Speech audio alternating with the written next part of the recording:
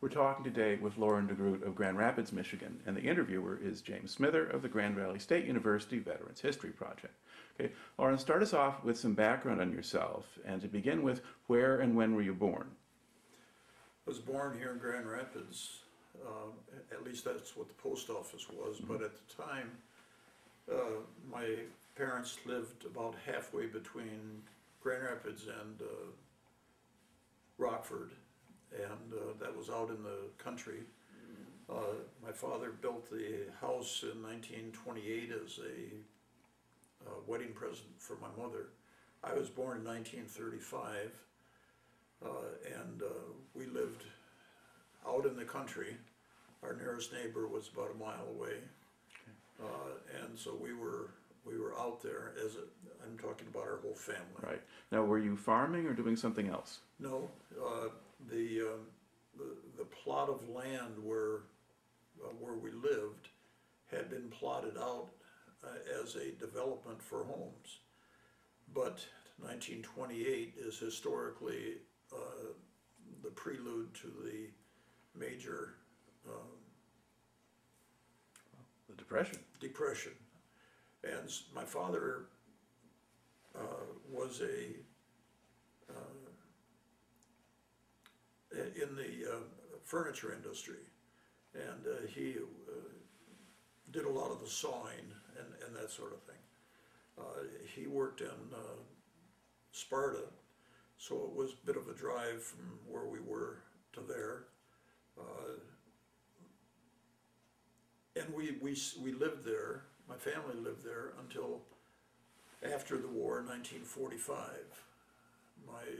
At that time, my parents, my mother especially, and her sisters got together and decided that it was time that someone take care of our grandparents who had grown to the point where they needed support. So my parents and grandparents got together and purchased a house in southeast Grand Rapids on Paris Avenue. Mm-hmm. And so during my high school years, we lived in that place in southeast Grand Rapids. Okay. And then did you go to public schools or Christian schools? Or went to Grand Rapids Central. Was there until I graduated from there in 1953. Mm-hmm. Okay. And then that was the beginning of a change in my history, if you will. Okay. Now, did you have any connection to the military before you graduated from high school? Personally, no correction. But during the war, I had many cousins who were in the war, had a couple fatalities, and several, more than two, I don't know how many anymore, mm-hmm. Who were wounded.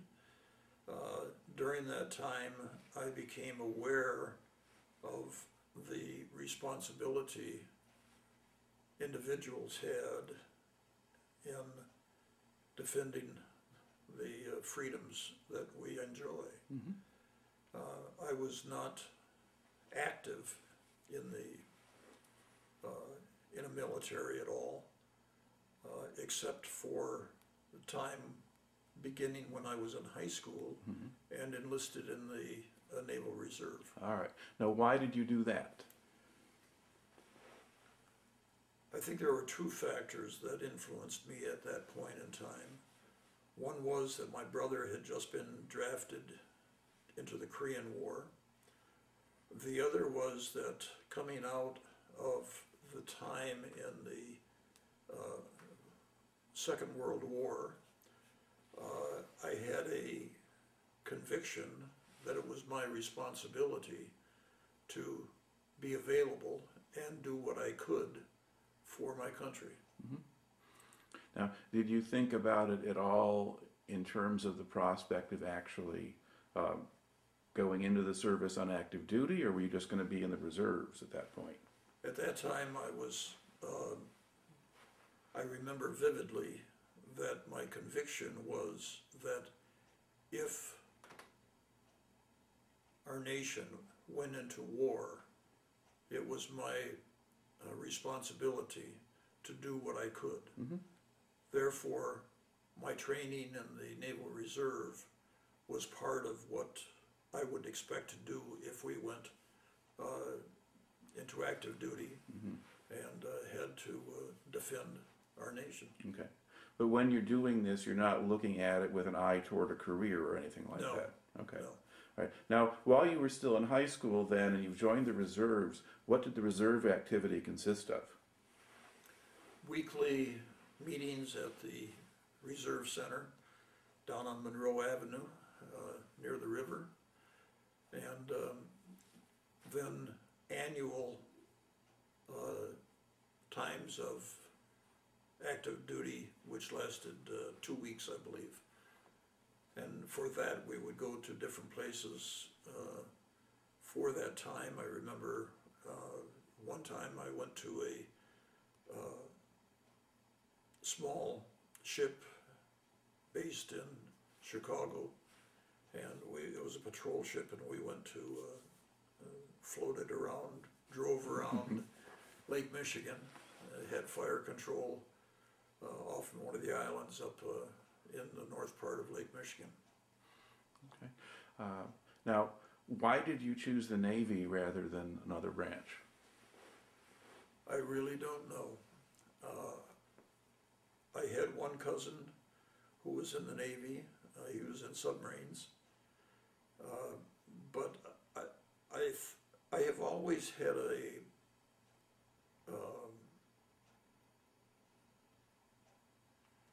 I've always had an interest in the Navy, in ships, as I was, remember that I enlisted when I was in high school.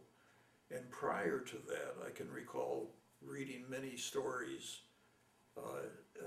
as a youngster of naval work, and I just enjoyed what I read. Okay. All right.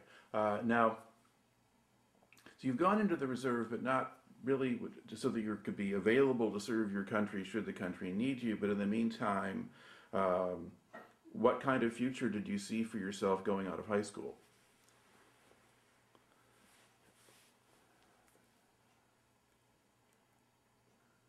And what did your family think people would do? That changed. I think that at the beginning, I really had no future objectives. I just hadn't developed those in high school, because when I was in high school, as I said earlier, there was nobody in my family that had any education beyond high school. And so it was, at that time, it was that I would follow the rest of my family into physical work.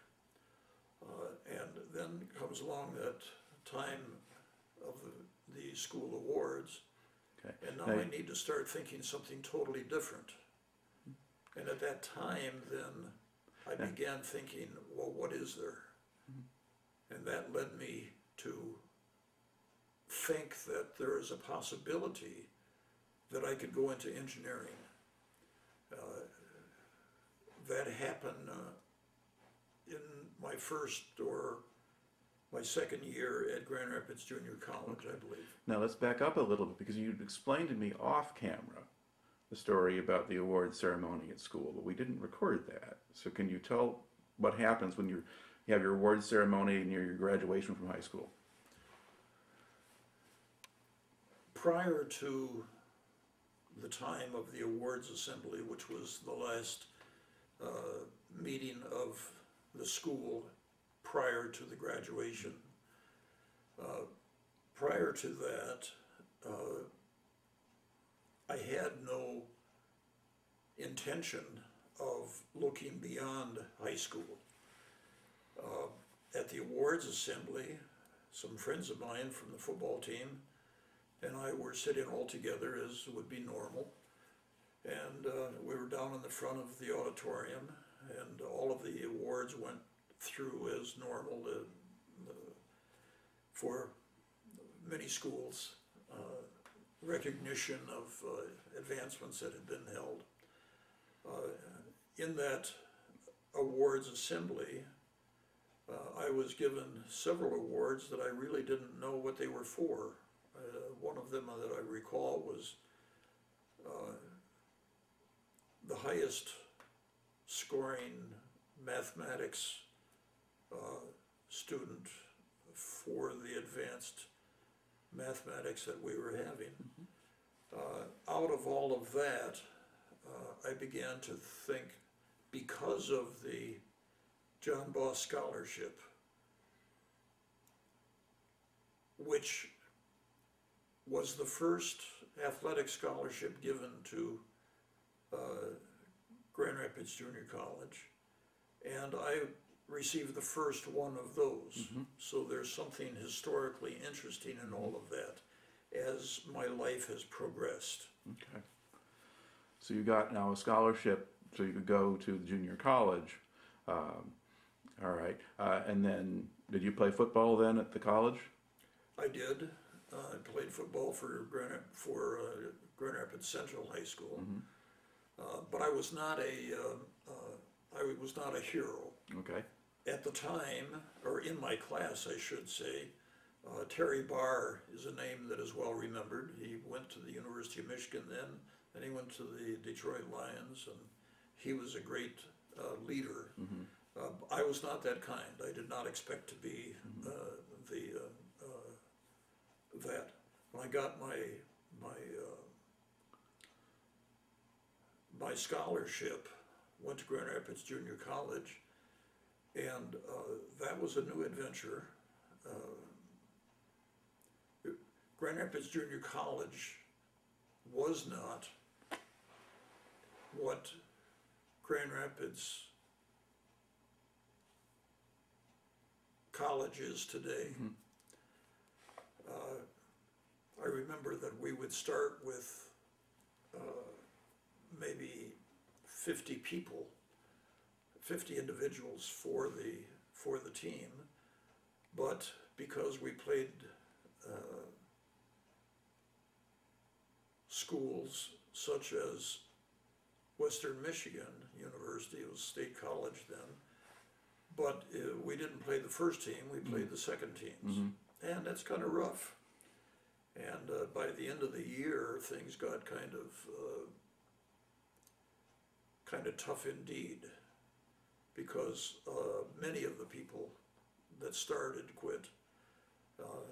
I had the scholarship and I continued, and there were, I think, the last game that we had in both my first and second year, we had 13 to 14 people that were left. We had one time on our last game, we had one fellow that had his arm in a sling and another one that was on crutches, but the coach said he's got to have people on the bench, so they suited up, and there they were. But we didn't have any place else to go. All right. Now, did you continue with your reserve training at this point, or? Yes. I throughout my time at junior college, we had weekly training classes, a day a week I think it was, which were down at the Naval Reserve Center, and then when we finished that, during that time we also had the active duty for training, which was a 2-week cruise or some other place that we would go. Okay. Now, at what point did you become interested in becoming an officer, or how did that happen? In high school, my football coach was Chuck Irwin, a tremendous guy. He coached me in the game of football, He found out, in fact, I think that he was a motivator in getting me the scholarship that I did. Mm-hmm. And then I found out, well, I knew beforehand, but he was a World War II veteran, and he was an officer in the Naval Reserve. He may have influenced me in accepting the officer training thing. In fact, I'm certain he had a tremendous influence in my life. He led me in becoming an officer,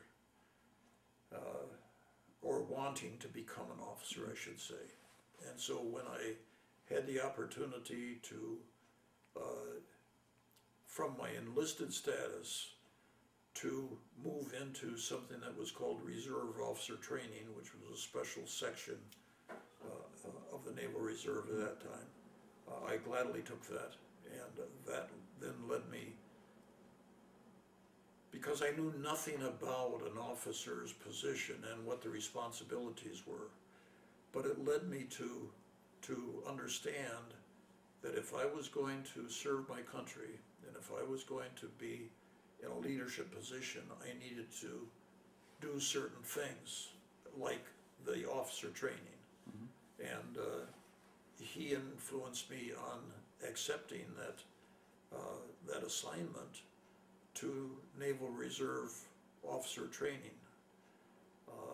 That then led me to a commissioning after I had graduated from college, from the University of Michigan, and that led me then to my 3-year service on a destroyer operating out of the Second Fleet off the coast of the eastern coast of the United States, operating in eastern Mediterranean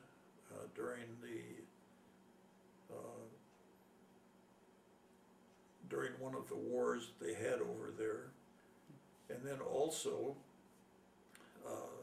operating in the Caribbean in the recovery of satellite material, which was just beginning. So we were operating on some exciting historical things. Well, let's back up a little bit into the training period. So you're 2 years at the Grand Rapids Junior College. You then go on to Michigan to complete a bachelor's degree. But when you're in Michigan, were you doing reserve officer training? Are you doing ROTC of some kind there? And that was part of what you were describing? And when I went to the University of Michigan for my second 2 years, yeah.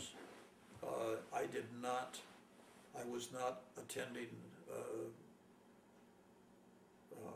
active duty there. All right.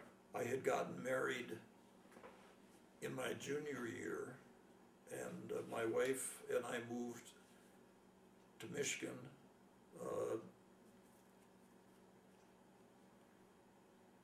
for my senior year. Okay. Now at Michigan, at the time, an engineering bachelor's degree was typically a 5-year course. Mm-hmm. I could only do it in if I couldn't do it in 4 years, I couldn't do it, mm-hmm. because we didn't have enough money. Right. And so it was a challenge, but I finished it, and I had good marks, and one of the people that locally influenced me through that was Dr. Gordon Van Wylen, who had graduated from Hope College, as was my first thermodynamics professor. And so I had influences from many places leading me in God's path to a certain career. Okay. So did you go to Newport, Rhode Island after graduating from Michigan? Was that your... Yes, from Michigan. After graduating from Michigan, I went to my final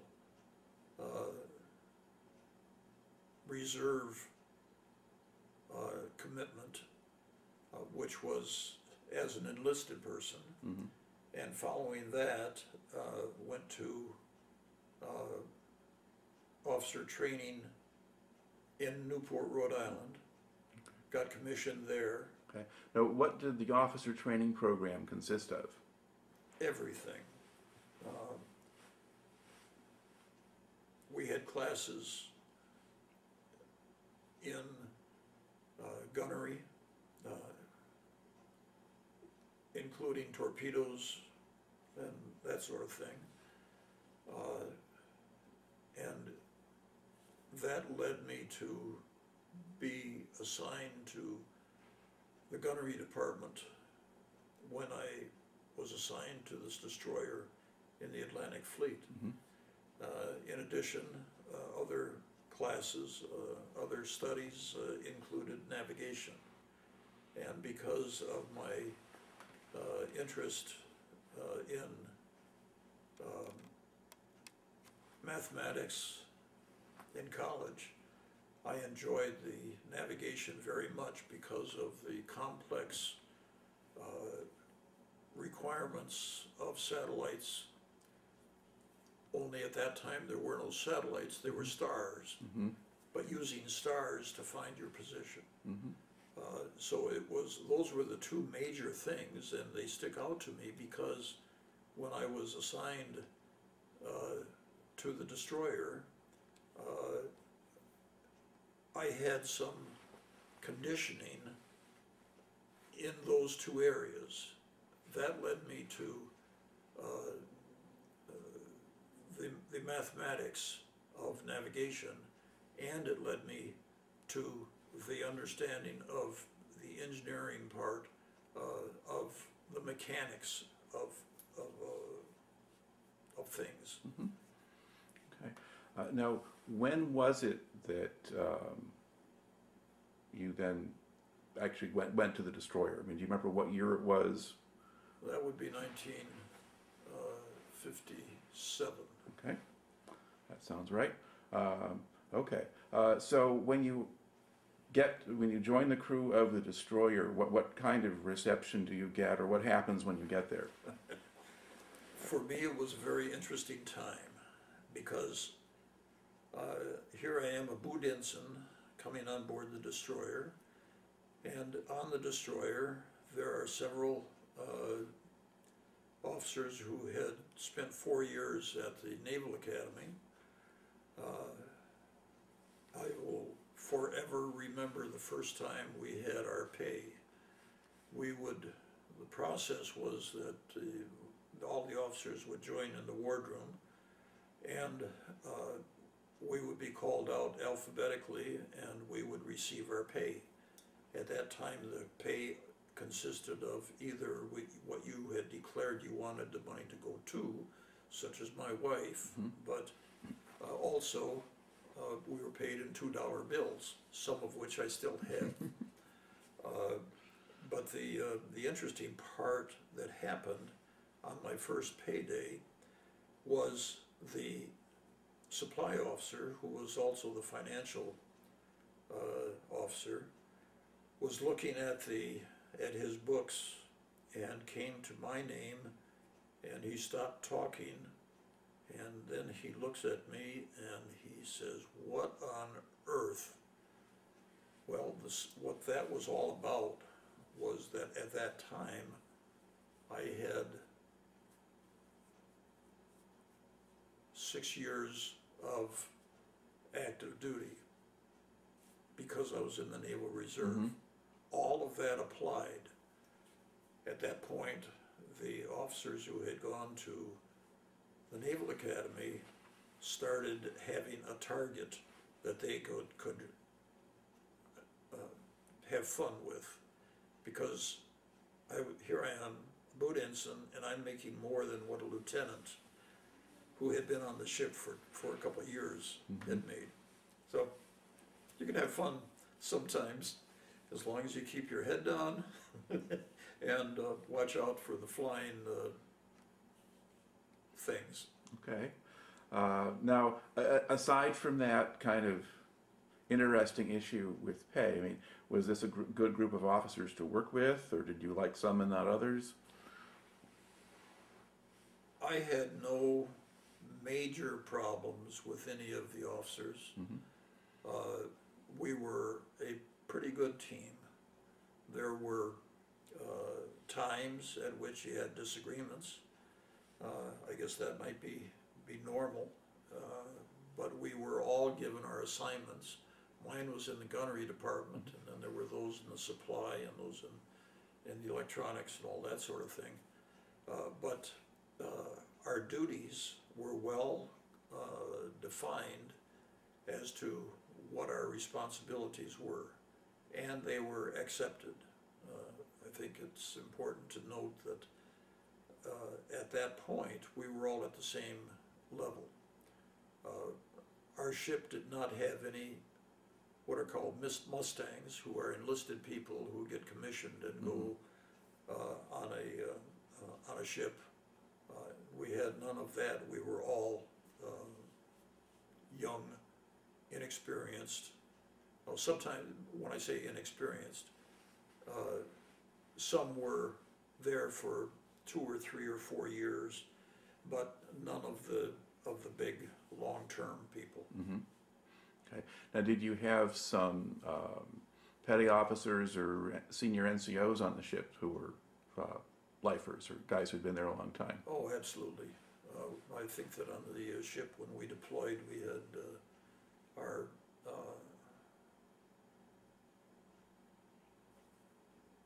enlisted crew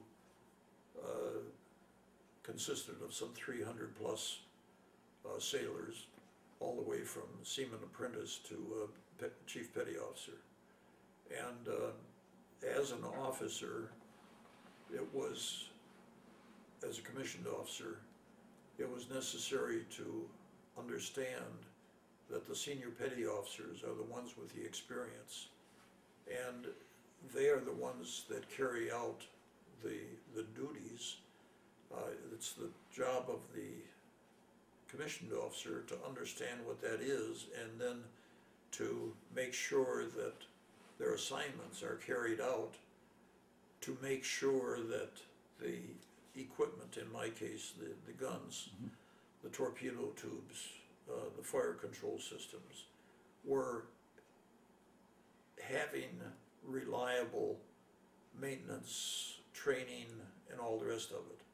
But the responsibility for doing that was the chief petty officer. They had what it takes. And part of a chief's duties really was and is to train the junior officers.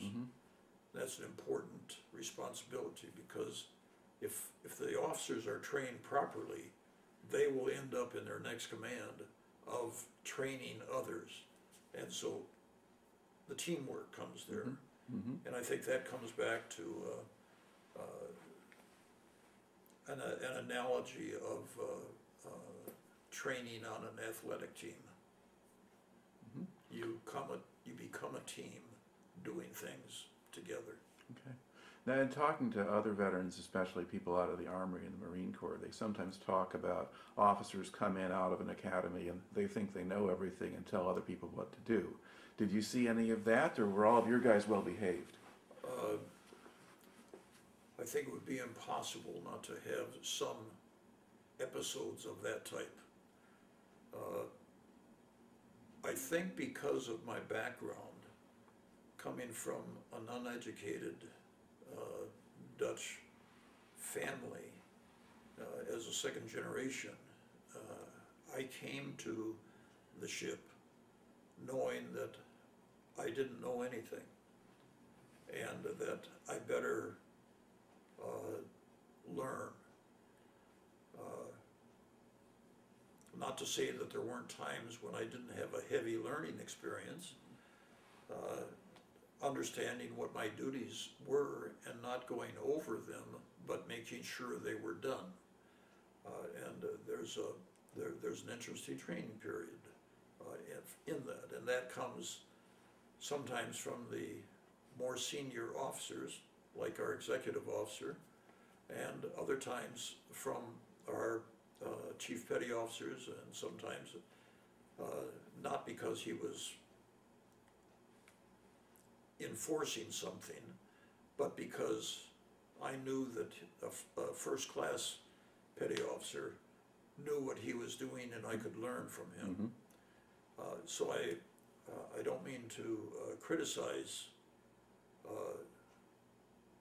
them, but I think that my not having any pre-training was a milestone in my life, that I didn't come to a situation on the ship where I had the opportunity, if you will, to try to tell this 20-year veteran Mm-hmm. that here's what you got to do. Mm-hmm. All right. Now, do you remember any of the sort of lessons you had to learn the hard way, or problems you ran into early on? Yes. One time I will never forget, we came in from an operation in a snow and sleet storm. We docked alongside in Newport, Rhode Island, which was our home port, and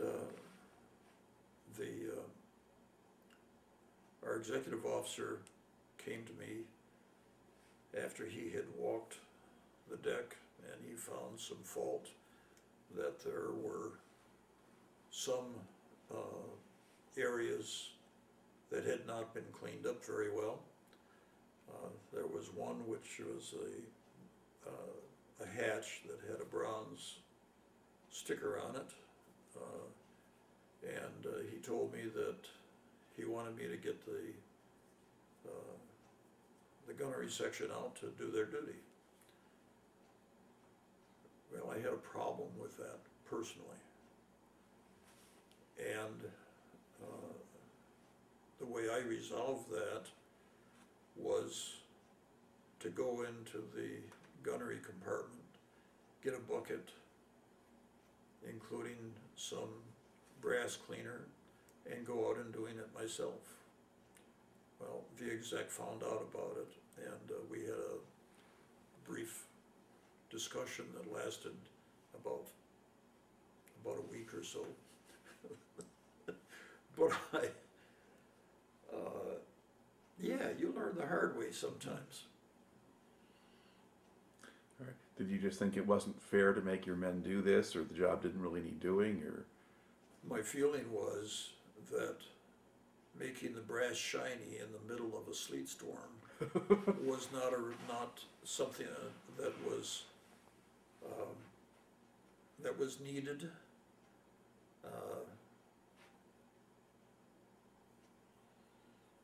Period. Okay. All right. Now your home port is Newport. So in your first cruise, where do you go? We went over to the Mediterranean, the Eastern Mediterranean. At the time, there was a civil war in Lebanon. Mm-hmm. It was really a civil war between the Mennonite Christians and the Maronite Christians, I think. The Maronite Christians and the one of the two branches of Islam. Sunni Muslims and the Shiites. Sunni. Yeah. And they were battling Mm-hmm. there. President Eisenhower at the time, this was now 1958, Mm-hmm. President Eisenhower decided to send over a full fleet to stand by in case the Civil War got out of hand. And now I don't pretend to understand the politics behind all of that, but we were brought over there. We had, I believe, 2 carriers, a couple of cruisers, and 2 squadrons of destroyers. A squadron at the time being 8 ships. Mm-hmm. The job of the destroyer was to have recovery if there was an accident of an airplane landing on the carrier or taking off from the carrier, we needed to rescue that. So our ship control was keeping us maybe 500 yards behind the carrier when things were going on. All right. Now, when you were on that cruise, did you go into port anywhere or just stay at sea? It took us, I think, a week to get over there. Then it was 6 weeks before we had our first shore going to the shore. Right. So we had quite a bit of time on the ship, and a lot of that was training, because this was the first time our ship, and I think most of the other ships in the squadron, had been on active duty. Prior to coming to going on sea duty, we had been at the shipyard in Boston, and so as a whole crew, officers and enlisted, we were a new group, and so there was a lot of training that was needed in order to come up to wartime standards. Okay. And so when you did get to go ashore in the Mediterranean, where did you go? The island of Rhodes, Okay. which is a island of Greece. At that time, my first shore duty was as a shore patrol officer, and that was a rather interesting experience. I had a wonderful chief boatswain mate that came with me, and I was under his control, really. You don't tell a chief boats what to do, but he told me, and I learned a lot about young sailors, and I think the same for any of the services. The first time you go ashore, after you've been at sea for 6 or 8 weeks, whatever it was, things change completely. Being at the scene, at the time I was an ensign, but yet I was the senior shore patrol officer, and at that time we went into Rhodes. I think there were 2 of the carriers that were there, plus a squadron of destroyers and so forth. So there were a lot of people, and memory serves me correct, it was something like 5,000 sailors were on this small island. The chief told me what was going to happen when it started time for the boats to start taking the men out to the ships. And I didn't believe him until I saw some of the cases coming back from being on shore and having the experience of the first time after 6 to 8 weeks of sea duty, first time of finding what they had been missing. Now you're wondering what they were missing. Well, there are 2 logical guesses of alcohol and women. Yeah, there's the women there, and there's the beer, and more serious. So there were a lot of men that came back drunk, and trying to control them is a challenge. But for me, as a junior officer, it led me to understand a lot about human nature and responsibilities of those that are senior to them and how they can be controlled. And by control, I don't mean dictatorial kind of thing. I mean togetherness, and you went too far with that last drink you had, and now you're going to do this. It was a good educational period for me. But All right. Now, did you stay in the Mediterranean then for an extended cruise, or did you go back to base? We were in the Mediterranean for, I think, 6 months. Yes, 6 months, because as we were in the Mediterranean, after we had been at Rhodes, we went into Piraeus, Greece, which is the seaport for Athens. And it was an interesting and unforgettable time for me because my wife was 8 weeks pregnant when I left Newport to go on this cruise. And so I was expecting a call about 4 o'clock in the morning that we were entering Piraeus. The duty radioman came down, and they had been looking out for me. He came down, and I was had just gotten to sleep, and he touched me on the shoulder and told me that I was a father. We were there then for a total of 6 months, as I think I mentioned. Then we came back and we stayed in Newport, Rhode Island, operated with the Second Fleet along the East Coast doing anti-submarine warfare and gunfire control and that sort of thing. Okay. Now, were there Soviet subs out there to look for, or was this mostly just practice?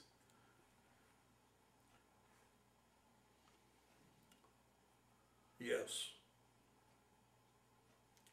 There was, we needed to become efficient in the anti-submarine warfare event.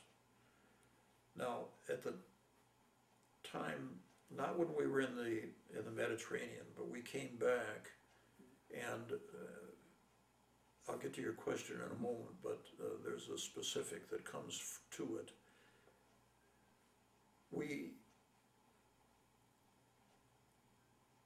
After we came back from the Mediterranean, our home base was switched from Newport, Rhode Island to Mayport, Florida, which at the time was just getting started. And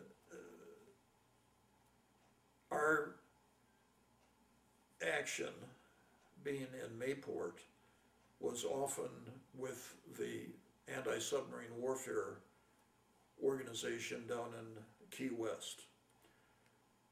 And at that time, I had been assigned special responsibility as ship's navigator. And I had been doing that for several months by that time. We were going from Mayport down to Key West, and in getting there, we didn't go way out in the ocean, but we took the closer in. And one morning, after I had had the command and control responsibility in the on the bridge, we got a special radio call telling us to make contact with another destroyer. That other destroyer was closer to Key West. We were about 50 miles away, as I recall it. He had made contact with something, but couldn't identify it. But he knew that it was, he thought that it was a submarine. All of the intelligence was checked out. All of the intelligence agencies were checked out, and it was determined that there was no American submarine in the area. So we were told to go down there and join up with this other destroyer and protect him and verify if we could that it was a destroyer. Well, what happened was that it turned out that it was a destroyer. Or a submarine? Submarine, I'm Yeah. sorry, submarine. And we came up and we validated with the other destroyer where this person was. So we were pinging him from two directions on our sonars. Nothing could be done, and we found out later that he had run aground on one of the Shoals or reefs or... one of the reefs that were there, and he couldn't move. They did make contact after some time with him and validated that it was a submarine, but he wasn't going to give up in anything, and neither was the U.S. Navy. So we had a little bit of fun. And that lasted for about 2 weeks, I think. Finally, he did give up under certain conditions, and that is that he could come up to on the surface,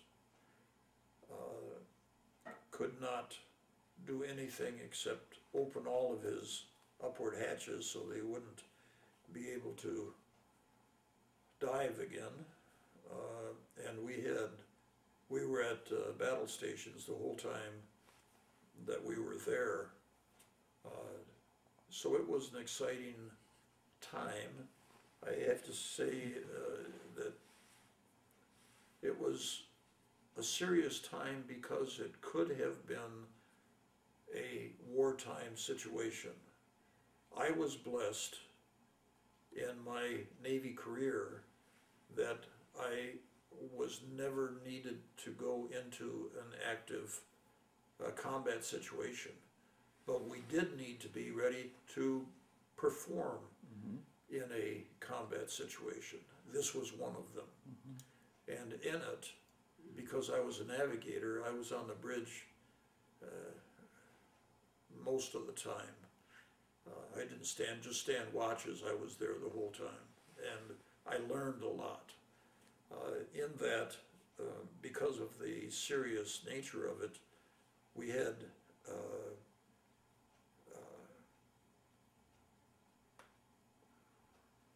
I'm sorry. You say you learned a lot from... We learned a lot. Yeah, experience. Let it go at that. Okay. And then I think it also mentioned before that while you were kind of in the Caribbean in that area, you were also involved with, I guess, picking up satellite debris or other things like that. We were at the beginning when we were still in Rhode Island. We would come down and there would be some satellite launches, and because of the newness, now this is the late 50s that we're talking about, because we were, as a nation, we're trying to get into the missile and satellite assets. There were a lot of accidents that were happening. Accidents being that a satellite goes up but it comes down before it's supposed to. Or at the other end, a satellite is coming back with some payload on it, and I remember the chimp or the monkey that came down and needed to be recovered.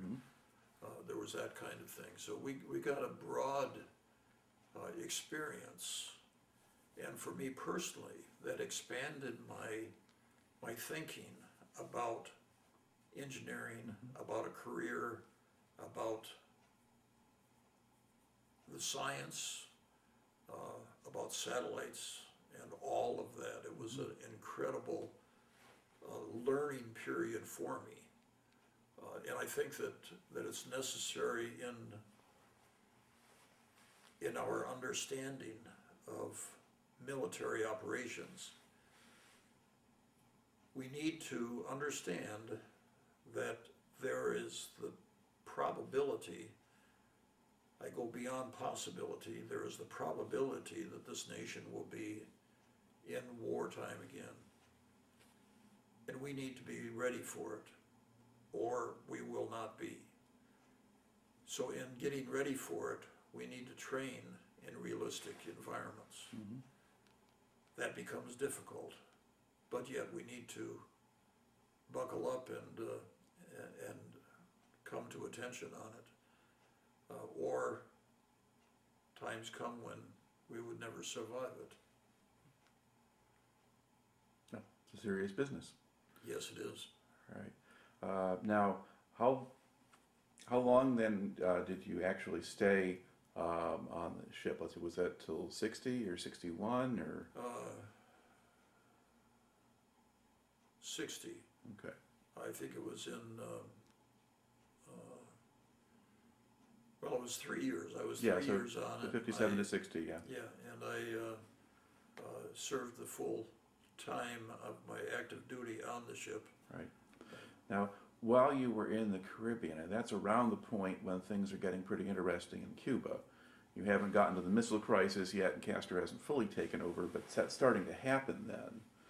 Did you ever have any missions that in any way related to what was going on there, or you just follow your normal routine?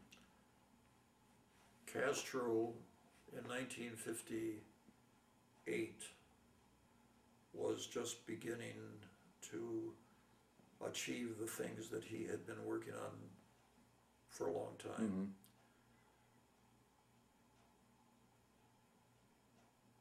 He had at that time established his army, if you will, Mm-hmm. at the Gitmo area, that is Guantanamo Bay. Mm-hmm. And we were at Gitmo, which is still a major training center Mm-hmm. for the U.S. Navy. That's where we did our pre-deployment training. We came to understand that we were in a very delicate place at that time. We were there later. The Bay of Pigs happened. Yes, we got involved in some of the difficulties that were going on. Okay. All right. Are there other particular memories that you've got from the active duty time on the ship that kind of stand out for you that you haven't brought into the story yet? I'm not sure if I have said this, but one of the absolutely major things that happened to me was when we were over in the Mediterranean, and our commanding officer called me when I was on the bridge one afternoon, said he wanted to see me in his sea cabin when I got off watch. So I did, and he told me that he had been looking at my papers and found that I had a good record as a navigator, or doing navigation things, Mm-hmm. and that my time in school was good in mathematics. And he said that he had a problem on the ship. He needed a new navigator. On a destroyer, the position of a navigator is usually that of the executive officer, who is lieutenant commander. Mm-hmm. At the time, I was Lieutenant JG. And he said he wants me to,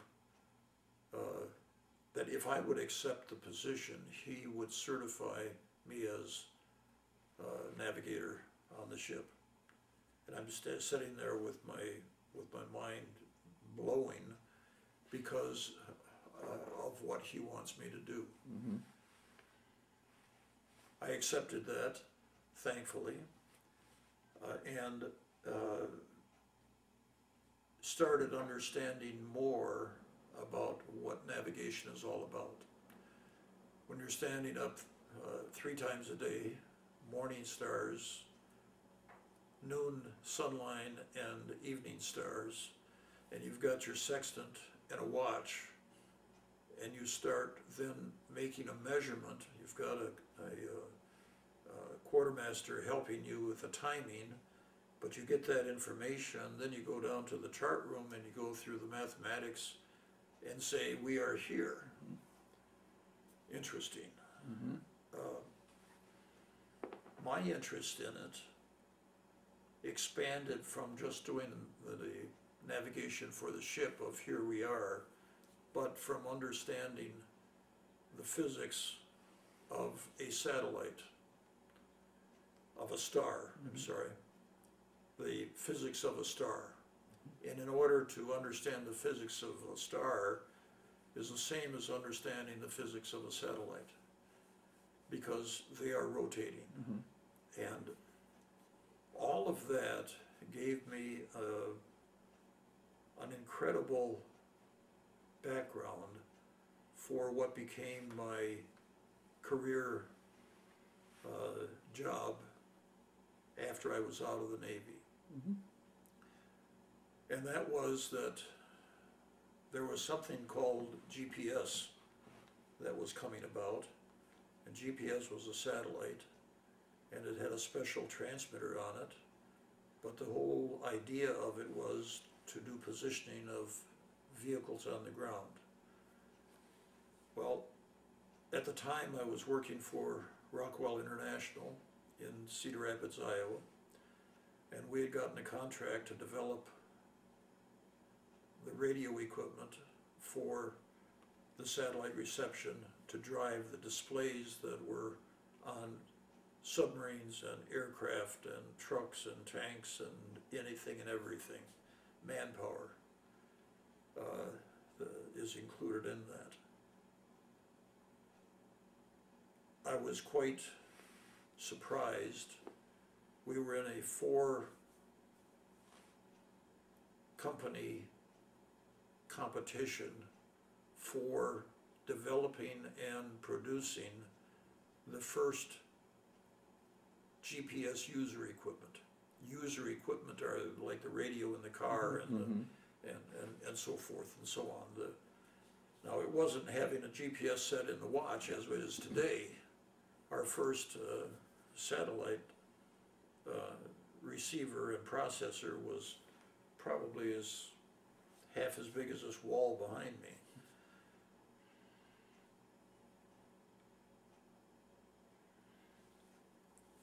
I, at that point, came to understand more about satellites because of what I had learned in the Navy.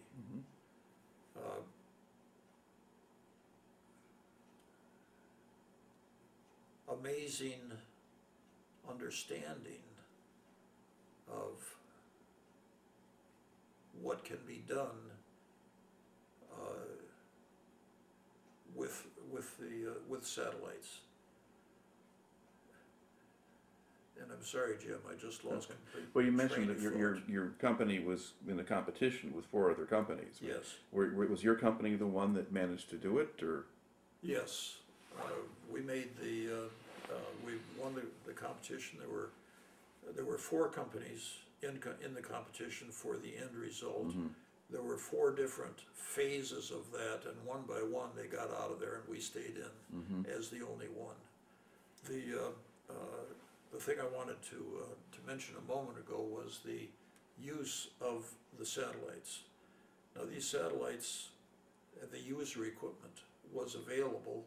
Our user equipment was available when the Iraq-Kuwaiti war began. And there is a tremendous story in the first time use of GPS in a combat situation. My understanding is that it is not talked about much, was not talked about much, but GPS equipment from our company was deployed to that combat team that was in Saudi Arabia that made what I understand was called a left hook. Mm-hmm. It came up around in Saudi Arabia and came up behind the Kuwaitis. Or the Iraqis, yeah. The Iraqis who were expecting the combat to come in from the ocean. Mm-hmm. Well, all of that was made possible because we had developed the user equipment. And learning that has been a very major milestone for me, Mm-hmm. because it was my team. I say my team. It was the team that I had the privilege of leading that made that equipment available. At this point, our tape is about up, so we're going to... Look, That was an hour. Good start. Okay. All right. We are restarting here. All right. So basically, we've now kind of gotten through your active duty Navy career and then made the connection to kind of your kind of major accomplishment, professional life as an engineer, helping to design the first functional GPS systems. To fill in a little bit in between, when you left active duty, did you stay in the Naval Reserve for a while? No, I didn't. Active Naval Reserve, no. But inactive, was there an inactive reserve? I was in the inactive reserve from the time I completed my active duty on the ship. I went back to Michigan for my master's degree, as I said, but there was no reserve organization in that area. Right. So they put me in the inactive reserve, and I was in the inactive reserve until I think it was 14 years after the time I went in. All right.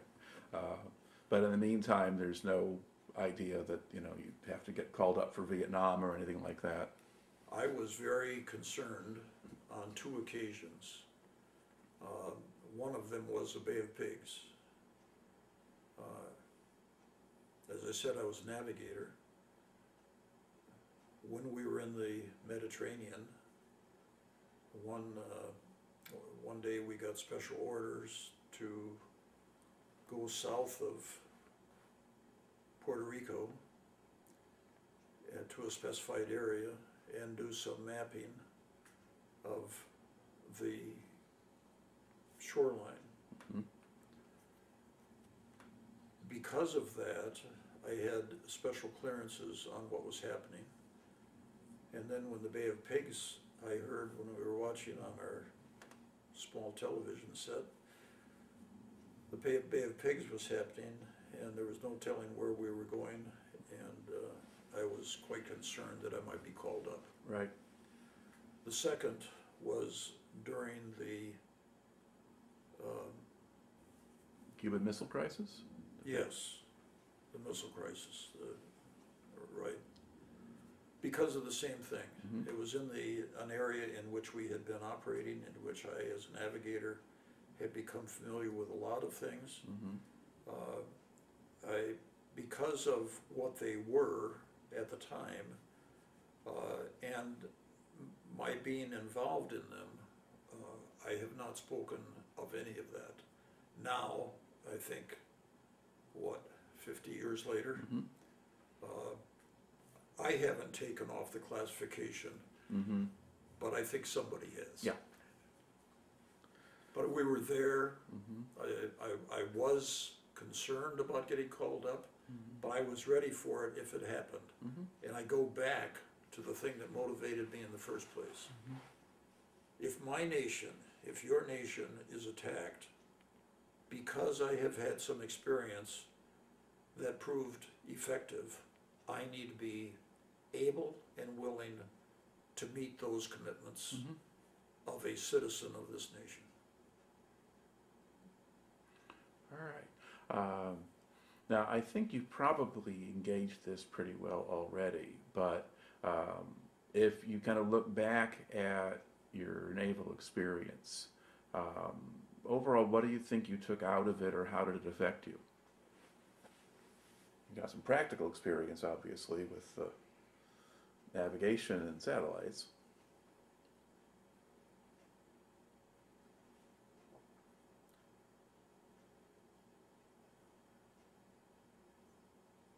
Why don't you ask an easy question?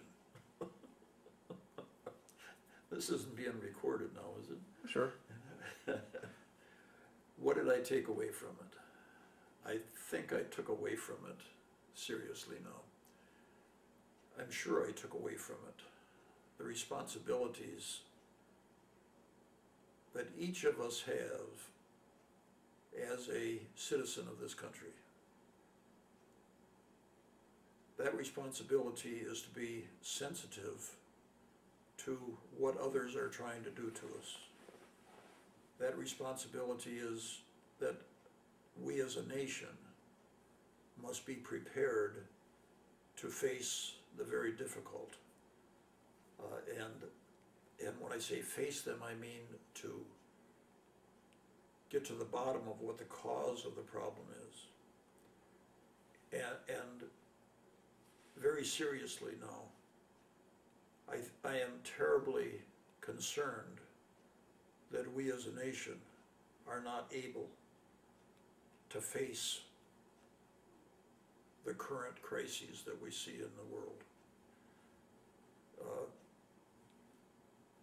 I can't point to any single point that I would say it's your responsibility or and what you're doing here, but I think that trying to pull the whole story together in answer to your question, I would say that the thing that I came away with was an understanding of the responsibilities of leadership. In my term in the Navy, whether it was in Rhode Island or Florida or Mediterranean or South Pacific, I knew that it was my responsibility to do this and this.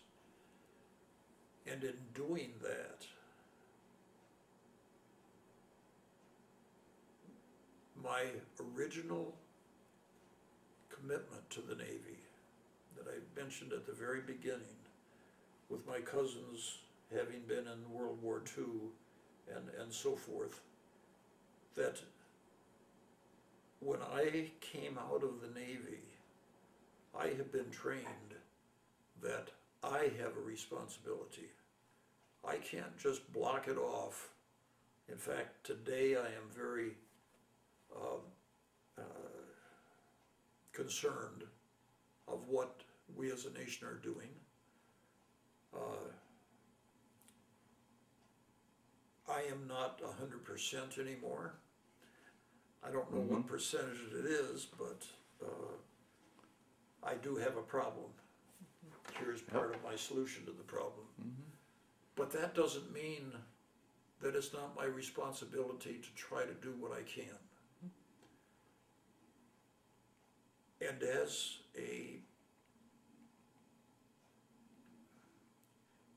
we didn't talk about it earlier,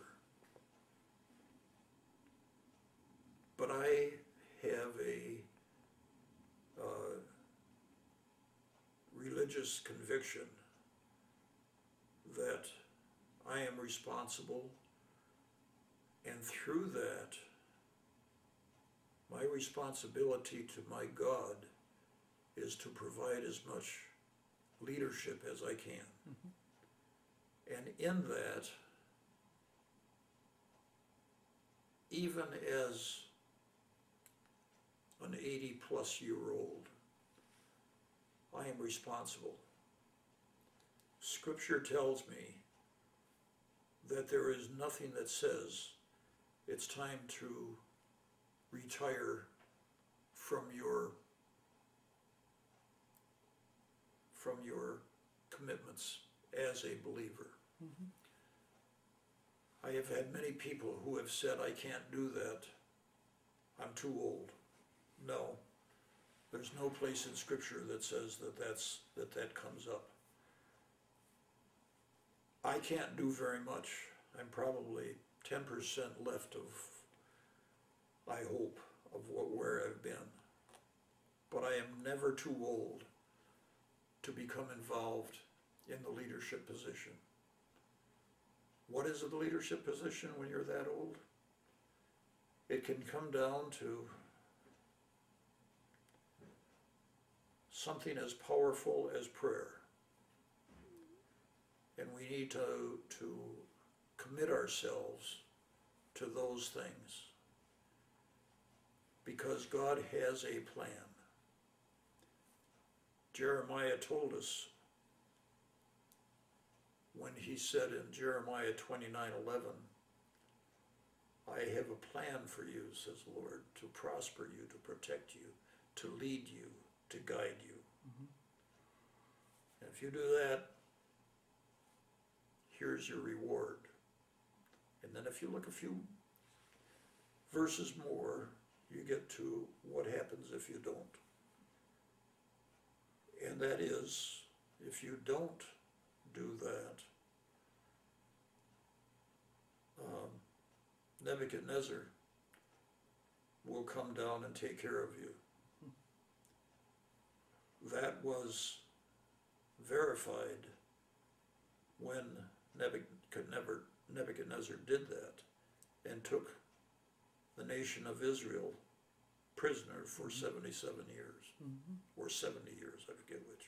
Yeah, well, they're still arguing about that one. Yes. But, all right. But the point is that we have a lifetime commitment, and that's where I tie the things together. All right. Well, I think that makes a pretty good place to conclude. So thank you very much for taking the time to share your story today. Well, this has been wonderful. I can understand that you have asked these questions many times.